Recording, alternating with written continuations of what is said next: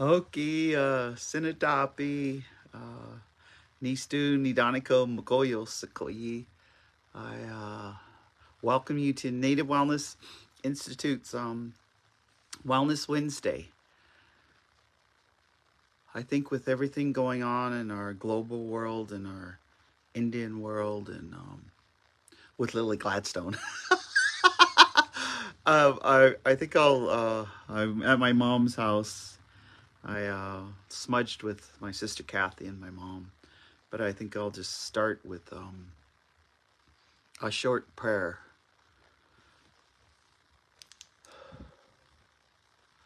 Hayo Strabatapi, Hayo Ninna, Hayo Napi Natusi, Hayo Akita Piwa, Nagakimoka Nagas Spomokit, Hayo Strabatapi, Spomokana,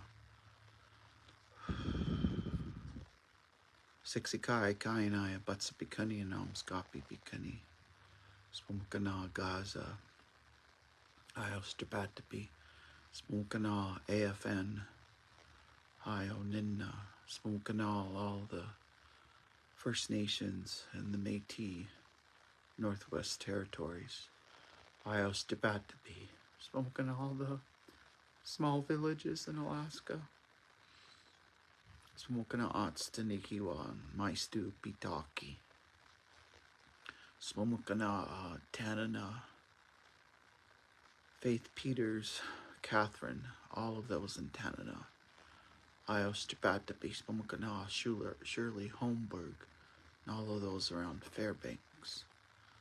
Ios Tibatapi, Spumukana, Tiffany Webb and Amber Webb and all those around Dillingham, Alaska. Ios Tibatapi, Spumukana, Agnes, Denny, and all of the Chistichino, all the way to Toke, give them a blessing. Ios Tibatapi, Spumukana, all the West Coast, all the mid-states, as we embrace winter and all the gifts that winter gives us. Ios Jabatapi, Napi Natasi. We just ask you to come and give us some grace, give us some forgiveness, lateral forgiveness, some lateral kindness on this January 17th, 2024. I think I'll just say Anya. It in Blackfoot some people will say onions. Anya means that's good enough. That's a good enough prayer. I just was blessed. It was not too bad, like 5 Fahrenheit. It got to be 0 at the top of Divide Mountain, which is 15 miles up the mountain, and then I come 15 miles down and another 10 miles into Browning. And all of the horses on the side of the road look so beautiful because they look like they, instead of having a horse blanket, they have a frosted white blanket of snow. And some of them were digging, because we have a lot of wild horses, and we have horses that are owned, and they were out. There's very little wildlife. There's some moose. Usually when I go home, there's moose. Sometimes they'll run across the road. There's a lot of moms and their calves running around, and there's the bears are asleep, so Boxy the bears are asleep. So, but the mountain lions are not. So welcome to Native Wellness Institute's Wellness Wednesday. I think my topic is around healing with tribal enrollment and healing that Indian Nation has to do because of the color of your skin, eh? And I just want to encourage us to try to find our organic ancestral roots for everyone, but this is Native Wellness Institute. This is not Chinese Wellness Institute. This is not Italian. This is not Italian Wellness Institute. Although we have some part Italians. It's Native Wellness Institute. So I'm coming to you with excitement. We have a very progressive, positive, proactive, productive tribal council that will be listening to Senator Susan Weber at 2:30, which will just a little over an hour now, about looking at solutions to our tribal enrollment. And I say solutions, and solutions are gradual, and solutions can be immediate, and solutions to tribal enrollment, and those that are not enrolled and those that are enrolled, those are descendants. There's all kinds of feelings. I was just with some of my cousins over the past week, and some of my my second and my third cousins, and hearing my and I have 55 first cousins, and so I have hundreds of second cousins, and hearing my my third cousin say that they have two children and one is enrolled and one misses enrollment by something like 1/64 or something, doesn't have that blood quantum to be enrolled. And I was sitting here listening to that, and I just thought, how could someone tell us that our children are not Indian? How could someone tell me or tell any of our matriarchs, our grandpas, that their grandchildren aren't Indian? Who the hell do you think you are? I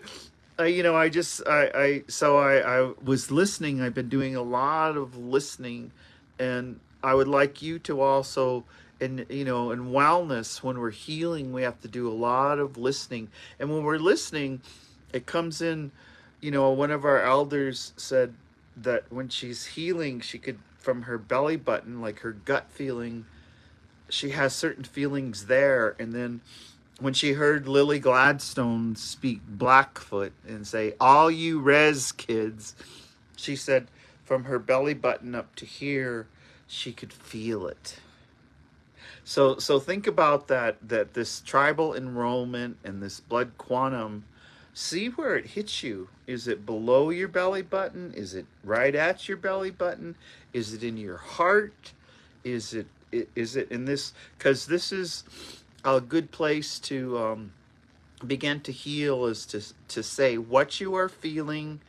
And just like, just saying that story again, because I'm looking at my third cousin, and he's trying so hard, and the woman he's with, they're trying so hard, and then they have a child that is not enrolled. I have so many levels of compassion. There's still a little bit of being freaking pissed off.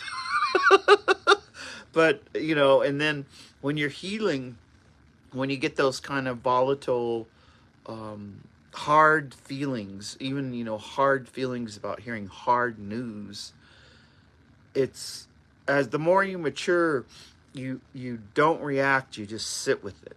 You sit with it. And so while I'm sitting with you, we get to talk for an hour here. So I wanted to start with something that always helped me feel peaceful.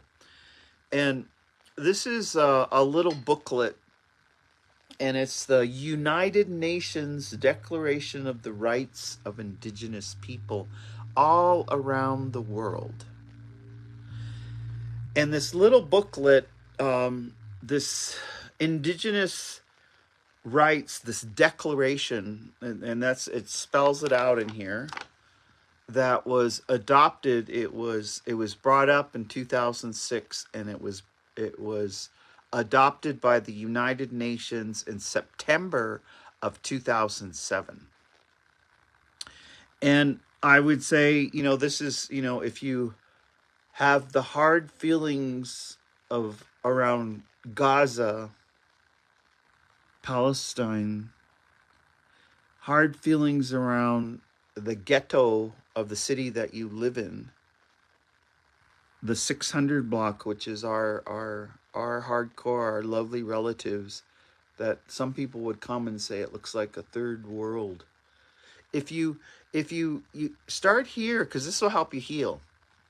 And I always bring these books around. It's a little booklet and it spells it out what the declaration is for indigenous people to heal from a sovereignty point of view, with their, as a First Nation, as a reservation, as a coalition, as a corporation, as a rancheria, as a village, as a pueblo. And it talks about the rights that we have for, it's almost like, so I'll just have to I'll read one part, because I had put, I told my mom, I said, Mom, when I die, I don't want like one of those headstones that says, badass Theta A, no, born 1956, dead, like a dash. This is what I want put on my headstone. And so I've had this, I don't, since 2007. So for this moment, and I was reminding okay, so this is what I want on my headstone. Affirming further that all doctrines, policies, and practices based are advocating superiority of peoples or individuals on the basis of national origin, our racial, religious, ethnic, or cultural differences are racist, scientifically false, legally invalid, and morally condemnable, and socially unjust. So so anyway, if you come visit my grave, I'll be buried in Heart Butte, Montana. This is what's going to be on my headstone. And I just say that because in my upbringing, and it has a lot to do with this lady that gave me life right here. She birthed me April 20th, 1956, and birthed my other sisters and my brother, and has 70 adopted children. And 70 adopted children, and she can name all of them. And in Blackfoot, when our Blackfeet, Scott Cunny, when we adopt someone, you are us and we are you. So you are us. You are, and even that is a sovereignty thing. Your laws, when you adopt, so nobody adopt that orange man. I just, when you adopt someone, that is, those of you, you can comment, those of, being a recovering foster parent. When my mother and Jenny Joe started Child Resource Center and influenced the Indian Child Welfare Act in 1978, that they started the Child Resource Center. I think Mary Ann Trimble is over there, Norris Trimble, and there's just several staff. They're just so beautiful. But when they first started out, we didn't have any foster parents. So whenever an Indian woman or an Indian man would go into treatment, they left children, and that could potentially go into the system or be orphaned. But Child Resource Center. And so, God, I was like 19 years old and I started taking foster kids. And that was just the sovereignty and getting back to enrollment, the healing around it. Because I just remember having 3 little ones and different ages. And now, as they're grown up and I see them and they always hug me, they still call me auntie. But I remember, and this is the pain around when you fall in love with a child, any baby, is I had this one 8-month-old, and her name was Tiffany, and her mom was in, they would say it was long-term, 90 days they were trying to detox the mom, and give her enough life skills and safety nets so that she could stay sober and get Tiffany back. And so that was how that was part of keeping children safe. And I'll just that was, I can speak about it now. I was so devastated when I had to give Tiffany back because I got her at a couple weeks old and was her mother until her biological mother got better. And when it got closer, just bonded so much that I did give her back, but I had all these. I would cry and I would try to figure out how I could adopt her or how I could still be in her life. But I had to give her back because her biological mother was doing well, and that's where she belonged. But at one point, I woke up startled, and it was like, and it must have been an epigenetic kind of healing because I woke up and I just thought, oh, I can't let her go where she won't be safe. I can't. I'll have to kidnap her. I mean, these are all the emotions. I'll kidnap her and I'll run away to Montana and I'll live in the mountains and I'll raise her. You have these thoughts, but they were just feelings, and that's that belly button feeling, and that's that feeling and that compassion that you feel for the love of children. And so when we're talking about enrollment, remember you're talking about children. And when does this child realize, is it like first grade or second grade? Because I hear children on this reservation and other reservations, and in the urban area, I hear them say something like, oh, I'm a descendant. Or my brothers and sisters are descendants. And when they say it, it's not with pride, it's with hurt. They say it with hurt. And so this United Nations Declaration, and I would say get this United Nations Declaration of Indigenous Rights, because what it simply says in all of these statutes is that each nation, each tribe, each pueblo, each Alaskan corporation, each First Nation can determine who are its citizens. Now remember that. Not somebody else from somewhere else.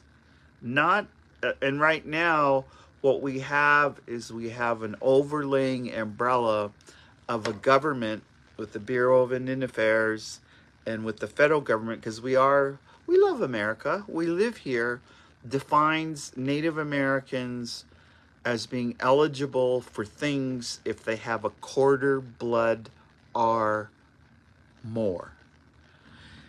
And so think about that, because that does not exist anywhere else in the world. It exists in the animal world. A thoroughbred, a full Palomino, a full Rottweiler, a full Saint Bernard, a papered Saint Bernard. So that is just so wild, huh? So Native Wellness Institute, we're coming to you with Wellness Wednesday, and we're just talking about something and being enrolled in a tribe. And so why is it that, if you go to other governments, like when you go to Canada, there's a healing there. And the healing, it has to do with residential schools. We're becoming aware what it did. The 60s scoop, where in the 60s they just took all the Indian babies and put them in non-native homes and raised them to assimilate them. There in Canada, there was status Indians and non-status. For example, if a native, say a Blackfoot, like in the Confederacy, we're on both countries. If a Blackfoot woman married out, she lost status. So that means she was no longer an Indian. mean, I just, sometimes it's just so flabbergasting. It means if she married out to a non-native, she no longer was an Indian. She was not recognized as a native. And then that got corrected. So there's some more healing, So what if your grandma's like, okay, your grandma says, I'm not Indian, And then they changed the law and they regained status. So they, in that country, in Canada, they don't do blood quantum. However, they have status and non-status, and there's a lot of the Indian Act, and there's other. So there's all these laws, and say if you went to Brazil, okay, let's just go to South America. If you went to Brazil, you will meet all kinds of people who maybe have mixed blood, but they are still Brazilian. They are not called descendants. They are not. They don't lose status, and they don't have that harsh healing. So think in each nation. So again, with this 2007 Declaration of the United Nations for Indigenous Nations. And then so those of you listening, begin to educate yourself, educate yourself. I was just visiting with Mom, around the preciousness, she has so many stories of, how, and it has to do with two-spirit, transgender, LGBTQ. In the 70s, there was a whole Jenny Jo, Carol Wapipa. There was just there was a lot of sisterhood. Bill Wapipa. There was just a lot of Sally Gallegos, all of the Gallegos, all of the Wakazoos. There was just so many, and there was a lot of pueblos. They would all get together, and my mother spearheaded it because we had a lot of Two-Spirit would come to San Francisco in the 70s. And then when the AIDS epidemic was epidemic, it didn't go to pandemic. Like racism is pandemic. Anyway, but what I remember growing up, and because their family had discarded them because of the ism and because of the judgment, and so they had like a fund, because I just remember, saying, Mom, who are we raising funds for right now? And because they were always having a food booth and always raising funds. Who are we raising funds for? And we are always raising funds for a Two-Spirit. Randy Burns can tell you the story. We're always raising funds to send somebody's body home, to get the casket, or to get cremated. It was the funeral costs, and we were always fundraising. And for some reason, all that fundraising for Two-Spirit, I'd learned so much. It was always fun fundraising for Two-Spirit, because I just have to tell you some of the humorous. I think of the humorous stories, because we always had a food booth, and my mom ran a couple of treatment programs, and everyone in treatment learned how to cook, and the staff all learned how to cook. And we all had to learn how to cook, but it's hard to run a food booth for Indians, for 10 hours, 12 hours straight, making fry bread, making bannock, making all, But I remember everybody helped, and some people made I said, Mom, remember that one time? And Teresa is her first name, we won't use the last name, is Teresa had to make the sign, because while they were setting up, they were just going to sell donuts and coffee. Like, how cool is that?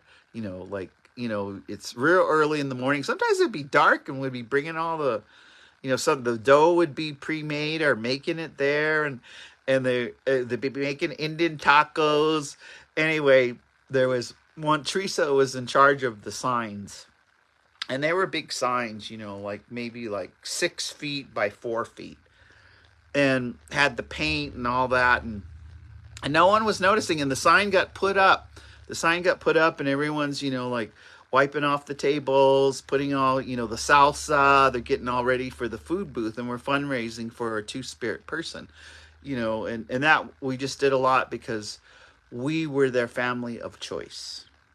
We were their family that took care of their wishes. We listened to them and however they said they wanted to be buried, back home or in the city. Usually it was back home, but we paid for it. So, but I remember no one this. This was the crazy part. The sign got put up, and when Teresa was making the sign, she misspelled donuts, and it said dog nuts and coffee. So so they just left the sign. They just left the sign, and everybody just came up, and we just started because Indians always laugh. That's our resiliency. That's why reservation dogs is the bomb. That's why it goes, because it's humor. So the whole day, everyone, there'd be this whole, they'd come over, and at first, and they didn't take it down because it was something to laugh about, and it wasn't bad, and it was like, whoops, it got misspelled, but too bad. So everybody would come up, and later on they got Indian tacos, and they even had like fry bread wrapped around hot dog. It was like a Indian hot dog with fry bread wrapped around. I mean, it was like all these, and so, but they'd come up to the stand and put they'd lean against, and they'd go, excuse me, I would like some dog nuts and coffee. And then we'd laugh. Everybody would laugh and go, okay, 4 more dog nuts order. So 4 more dog nuts. 6 order of 6 dog nuts and coffee. And so I share that with you because. And welcome to Native Wellness Institute's Wellness Wednesday. And every week we show up here. Some of my team might come on, but I'm here every Wednesday, and I'm in Browning, Montana. We have 1.5 million acres here. It's our reservation, and I live right on the border. I live right below Cardston. I'm just a half hour from Standoff, and I'm 63 miles from Brockett. That's where my other relatives are, and just maybe about 2.5 hours from Sixikai. That's where I live, and I'm closer to Lethbridge, so I'm gonna go up Saturday. And look at this. I gotta go get my nails and my pedicure. Anyway, the badass auntie, I always get pedicures as part of my self-care. I'm gonna go up there Saturday, but I'm also I'm gonna ask you to pray, because there's a very significant young person. It hasn't been announced yet, but we're trying to get all the feathers for her stand-up headdress. And so my sister just gave me a couple. Ganax Demida, Larry Grounds just gave me some feathers, and Dr. Esther Tail Feathers is going to give me some feathers, and then our tribal council is giving some feathers. And it's all because that's how we work things. And then that is part of, we've got the ermine, we've got the beaders are doing the bead work, but it has to be done with prayer. And it has to be done in a way from a clear heart and a humble heart, everything that's prayed for. And that's how you build some of it, a stand-up, Kami Pois Manix, a stand-up headdress. They're saying there's now, I don't know, 200 transfers to the Kami Pois Blackfoot Women's Stand-Up Headdress Society. And it's emerging. It was always there, and men had them, but it's re-emerging in the past 10 to 15 years. Natua Pisaki, Carol Murray, here on the Blackfeet Reservation, got transferred her stand-up headdress for all the work she did in starting the Blackfeet Community College and many other things in 1995. And John Murray, her husband, said just last week we were sitting together visiting, because we're blood relatives, and Carol and I are from mom and dad's side. And John said that he believes that before 1995, the last transfer among Amskapi Pikani was 1914. So this is good history, and And and it has to do with whew, there's just even the healing, like only Blackfoot females can be transferred. But also, if they're adopted, and there may be another tribe like that happened with Cindy Woodhouse. When you adopt, and see, that's there you go. There in this Indigenous Bill of Rights. What about if people are adopted? Can they be enrolled in the tribe? That's something you can do in your own constitution and under your own sovereign laws. When if it's not. That's why you have all these adopted, and I don't want to judge any. Oh, I just can't do that. But that's why you have all these people that are part Cherokee, but they know nothing about being Cherokee or can't find their Cherokee princess. But this Indigenous Declaration of People's Rights, you get to determine. And so how do you like it's in each tribe there's say it's sacred things, like in each tribe, say that some I was noticing when I was in California, they had everybody could use these clappers to sing, and then I was noticing when I was at the Anishinaabeg people, there was certain turtle rattles. Everyone used them to sing. My sister Lori and Wendy Siebold are up in Common Nook, and I'm not. It's way only 700 in the village, but they use the big giant. I would say like 3.5 feet in circular drums. They use them to sing, and that's this indigenous right. Who has the right? Okay, so who has the right to make them? And why whoever is making them, the drums, the rattles, the clappers, do they have the right? And is it only enrolled people that can make these? Is it only descendants that can make these? Say if it was a pipe, because in a lot of tribes they use a redstone. There's areas of America where they go get the pipe stone. In our area, a lot of times it's black. A lot of females get a black pipe stone. So who can make these pipes? And I say that because Creator gives rights through ceremony with the human beings of who can make these things. It's just like, the dream catchers. Dream catchers were dream catchers were made so sacred. They were prayed with.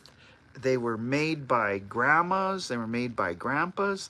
And they hung over where the baby sleeps because it was a boundary of protection. Because babies are just naturally, because of their soft spot, they're with Creator till that soft spot kind of closes. But even dream catchers, it's something that America has taken. You can go to any tourist shop now, and they're selling dream catchers.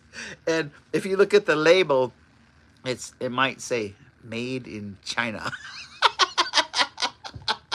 Now, I'm not going to go because I don't think there's many half Indian, half Chinese, but there probably are some, but they're not just sitting there making dream catchers. Anyway, when you have those kind of things made in China, let's just say they're not respecting these indigenous rights or this indigenous sovereignty or this indigenous ownership or this indigenous reclaiming. And so it's kind of like those are pretend dream catchers.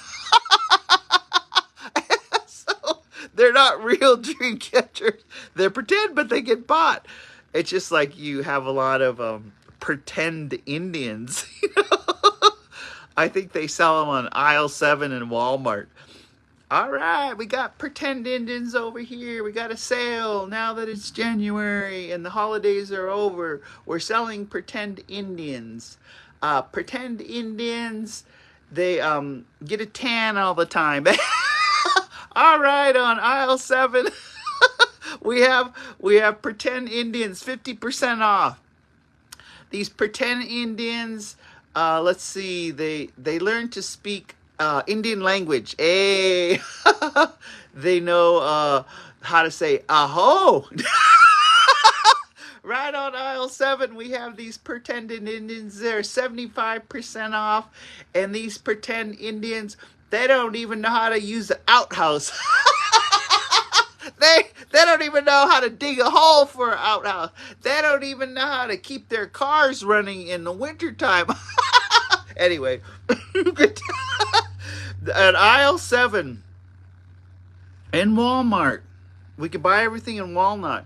But I'm doing this humor because this enrollment is so important, because every tribe gets to define their citizens.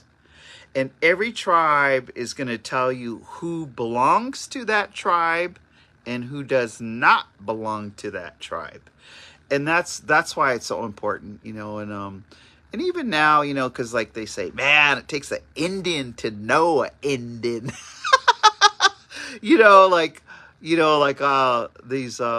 grandmas over here. I'm gonna go over to the tribal council chambers in a minute, because we're having some education and we're having dialogue on who should be enrolled in the Blackfeet Nation, and it's healing. And so I just I say that because we're not playing Indian, we're living Indian. I'm gonna say that again: not playing Indian, you're living Indian. And I think Chief Dan George is the first one to say that. And I was thinking today, I see all of everybody's helping each other. We have an outbreak of influenza A. We had a death yesterday of a 4-year-old child who had influenza A. We've had some hard goes right now with RSV. We've had some hard goes with COVID. And I just see, and it's not, they don't say, are you enrolled? Everybody's helping each other. Everyone's carrying jumper cables. Everyone's jumping each other's vehicle. Everyone's digging them out of the snow. Everyone's leaving dog food out for the dogs, leaving hay for the horses. I just went and visited my Ganaxtimada, my brother Larry Grounds and his wife Lee. I just love them. And they were just mending because they were getting over influenza A, and I heard I didn't know they were sick, but as soon as I heard, I just went, I said, I'll be over tomorrow and bring you bear root, because that was, even before we had the COVID vaccine, bear root was the breathing medicine used. Bear root, just grind it up, or you can just take a bite of it and swallow it. It helps you breathe. You can grind it up and you can put it on the sweat rocks in your sweat. If you don't have a sweat, you can just make the hottest water, like Canadian hot water, and grind it up and make a bear, or OSHA, they call it, bear root, and drink that. Whew, and you can feel your lungs open. So when I went over there, and when you go visit old Indians, we won't say Larry's old, but I'm old. And you better plan on 3 or 4 hours. You just don't stop by. So we had to catch up. So we were visiting, and the next thing, I mentioned to them, yeah, we need some feathers. So they go down, in the basement and they bring out a bag of feathers, and then next thing, the wife is contributing to, because they're giving, it's that lateral kindness. And then by the time I left there, they was giving me groceries for my mom. I brought them here. They're giving little because Lee is born and raised in Canada, Butsapikani, and Larry's raised on this side. So when you're raised in Canada, you always give um, different gifts. I mean, I don't want to make like judgment. You don't give like ketchup, potato chips, but you give like Canada Dry, you know. Um, anyways, I was just looking at some of the gifts, and then they gave Big O Tang, so you could have Tang, because when you live in the rural area, there's not stores nearby, so you could mix Tang and make Tang. They gave a bunch. They gave like a half a gallon of honey, because it's honey to make. I was just like, it was so Indian. And then 9 grain bread. They gave but anyway, they just gave all these groceries to me too. It was like a giving, and the next thing they go in, they go, yeah, we got some flat cedar, and then they're digging in. How much do you need? They're giving me flat cedar, giving them medicine, and then that's when you're Indian, and it doesn't matter if you're enrolled or not. You have lateral kindness and lateral giving. You give to each other. I was just I was hauling in my mom's. Right now her garbage can, the top was frozen, and I broke the lead on my little necklace here that was gifted to me at Rosebud. And it's for No More Stolen Sisters. And so I just rigged it, retied it, and I was saying, Mom, do you have sinew? And mom, when you ask her for something, she goes, you have to give me a moment, because this is an old lady's house. You have to look around and dig around for things. Now remember that sometimes little old ladies know the real organized boarding school. Still, their house is so clean and everything's in order, and it smells like Lysol or bleach. We also would always say, oh, this is a boarding school home. So you don't want to mess up anything. It's so clean. Everything's ironed. Even the t-shirts are ironed. Anyway, so when you're Indian, so in this last time, we determine who's Indian. This United Nations Declaration Bill of Rights, it's spelled out that we determine our land base, we determine our water rights, we determine our plants rights, we determine even in our education system. We have an immersion school here where only our language, our Blackfoot language, is spoken until the 8th grade, and then they go into the English speaking public schools. What has happened is that we have graduated fluent speakers like Jesse DeRozier, like Treese Yellow Owl, and several more. And even now in our school system, everyone learns to speak the language, at least to say a prayer. And I tell you, ever since all these little first graders, Head Start, kindergarten, have been praying in the language, then the language is returning. We are no longer pitiful that way. And then you go across, at Kainai, they have their elementary school is always fluent language speakers. At Opakossin and Lethbridge, all the fluent speakers teach the first grade, second grade, third grade, fourth grade, fifth grade, as well as the other education that they need to. So that is part of being Indian. And as I'm kind of winding down here, because I'm gonna run over to the tribal councils chambers, and I want to go with a good heart, because it's our election year, and no matter how it rolls out, there's 5 positions.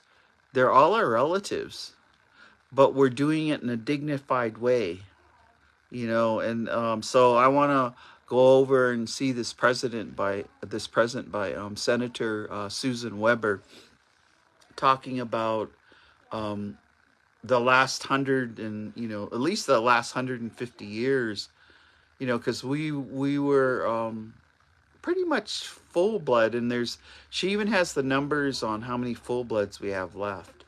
And then we start 1935, when the IRA, the Indian Reorganization Act, when we started to have elected officials. That was, and we had to elect our tribal council and our leaders. And that's kind of, we have traditional leaders, we have ceremonial leaders, and then we have elected leaders. And you have to honor them all, and sometimes they're the same person. But one of the things, this is in the 70s and 60s, I used to hear a lot of the Lakota and the Dene, the Navajo leaders, they'd say that the briefcase and the pipe don't mix. The briefcase and the pipe don't mix. So it's that there's the pipe way of life, or the ceremonial way of life. And that's interesting. Is it only enrolled members? Is it descendants?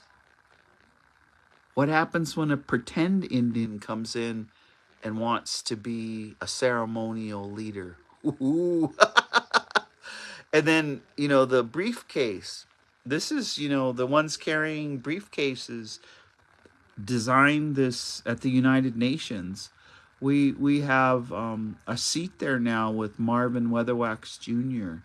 Throughout Canada, there's several, and their chief of the AFN is Cindy Woodhouse right now. She's a female, and all the other leaders, I think, are male. But it's important, the briefcase, you have to know the laws. And so I'm going to put a plug into all of the ACLUs and throughout our region. I know that Akila Deernose, the new executive director as of September in Montana, is head of ACLU, and she has a dynamite staff and is acquiring more staff to help, again, to bring the legislation. And now one of the cool things, and it's a really positive piece of news, is Susan Weber and others. I think we have 14 to 16 in the legislature in Montana now. And that's the briefcase stuff, is our Heartbeat schools were in trouble. And now what they've decided, because the Heartbeat schools were in Pend Oreille County and Glacier County, is they're going to be absorbed and not be splitting. And that's, what they're trying to do is split the vote. Is the Pend Oreille, all of that will now become Glacier County. So we're going to be a fierce voting block in these elections coming up, because it's going to be predominantly Native. And again, it doesn't matter. It's a county, so anyone can vote. But we're all Indian. We're going to be some badass Indians voting in 2024 elections. And so that, rather than splitting us, because sometimes if you become too powerful, now remember, divide and conquer, divide and conquer, divide and conquer. Patriarchy knows that. Divide and conquer. So as we're kind of winding down here, we're going to ask you to come together. We'll never be conquered. Come together. Lateral forgiveness will never be conquered. Come together, and bringing all our grandchildren, even if they have blonde hair, blue-eyed, they are us. If they're great-greats and they've been raised trying to learn the language and learn the songs, and with a good heart and kindness and helping others, they're Indian. If we've got to come together, and that coming together, we just have to put in a plug, Native Dads Network, White Bison, El Poolies, Native Fatherhood and Families Association, and NWI is having the 3rd annual Healing Together on Bainbridge starting June 11th. And you can go to the site and register. We're also, we'd like to invite you. Native Wellness is going back to Hawaii. We'll be on Honolulu in March. And it's learning to heal with self-care and learning to be trauma and healing informed. So come and join us in Hawaii. I just say, there's a lot of free stuff. You can go to YouTube, type in Native Wellness Institute. All these power hours our I guess volunteer. Anyway, I'm here every Wednesday. Where the power hours are on loss and grief, anxiety, celebration.